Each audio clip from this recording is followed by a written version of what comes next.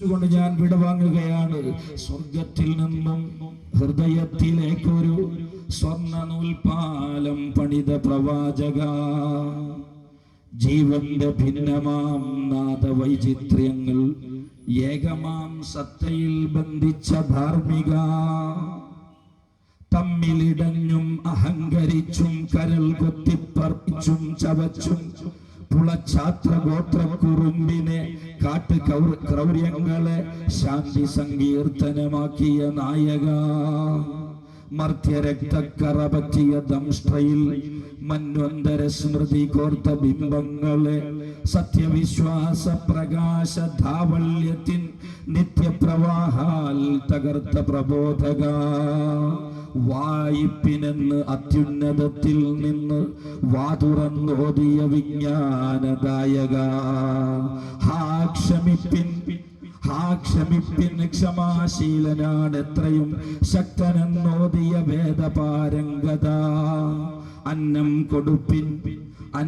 കൊടുപ്പിൻ പശിക്കെതിരാദ്യത്തെ അംഗം കുറിച്ചോരവശ സംരക്ഷക, അങ്ങയെ ചൂഴുമൊരായിരം ഓർമ്മകൾ ആത്മഹർഷം വിതച്ചെത്തും ഈ വേളയിൽ, ബന്ധുര ചിന്തകൾ ജീവന്റെ ജീവനിൽ കുന്തിരിക്കം പുകച്ചെത്തും ഈ മാത്രയിൽ, കൈകോർത്ത് മേവുന്ന മണ്ണുമാകാശവും കൈമാറി നിൽപ്പൂ സ്തുതിയും ആശംസയും. സ്വർഗത്തിൽ നിന്നും ഹൃദയത്തിലേക്കൊരു സ്വർണ്ണ നൂൽപാലം പണിത പ്രവാചക. എത്ര മനോഹരമായ, എത്ര രോമാഞ്ചജനകമായ, നമ്മുടെ മനസ്സുകളെ കുളിരണിയിക്കുന്ന ഒരു പ്രയോഗം.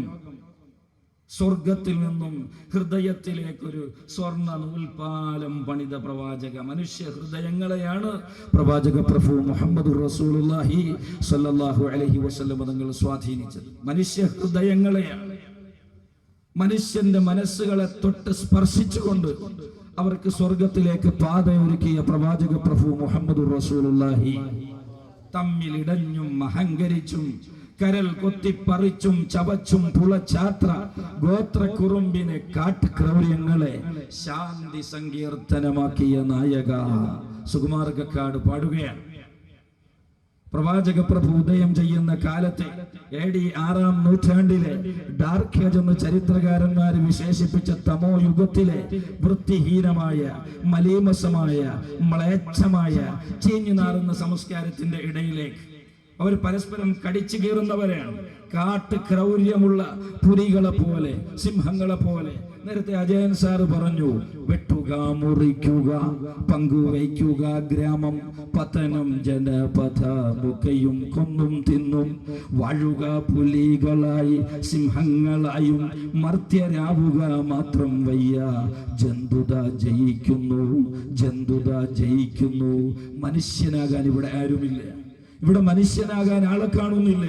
മറിച്ച് പുലിയെ പോലെ, സിംഹത്തെ പോലെ, കാട്ട് ക്രൗര്യ സ്വഭാവത്തോടുകൂടി പരസ്പരം കടിച്ചു കീറുന്ന ഒരു മാനസികാവസ്ഥയിലേക്ക് ആധുനിക സമൂഹം കൂപ്പുകുത്തുമ്പോൾ പ്രവാചകൻ ഉദയം ചെയ്യുന്ന കാലഘട്ടത്തിലെ അവസ്ഥ ഇതിനേക്കാൾ ഭീതിതമായിരുന്നു, ഇതിനേക്കാൾ ബീഭത്സമായിരുന്നു, ഇതിനേക്കാൾ വളരെ മോശമായിരുന്നു.